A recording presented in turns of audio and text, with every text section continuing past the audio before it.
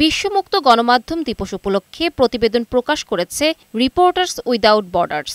শুক্রবার প্রতিষ্ঠানটির ওয়েবসাইটে প্রকাশিত এই প্রতিবেদনে বিশ্বমুক্ত গণমাধ্যম সূচকে বাংলাদেশের অবস্থান ১৬ ধাপ এগিয়েছে। ভারত এবং পাকিস্তানকে পেছনে ফেলেছে বাংলাদেশ। দিবসটির এবারের স্লোগান সাহসী নতুন বিশ্বে রিপোর্টিং, স্বাধীন গণমাধ্যমে এআই এর প্রভাব। প্রতিবেদনে ১৮০টি দেশের মধ্যে বাংলাদেশের অবস্থান ১৪৯তম। গত বছর বাংলাদেশের অবস্থান ছিল ১৬৫তম। অন্যদিকে প্রতিবেশী দেশ ভারতের অবস্থান ১৫১তম। এতে করে বাংলাদেশে ২ ধাপ নিচে ভারতীয় গণমাধ্যম।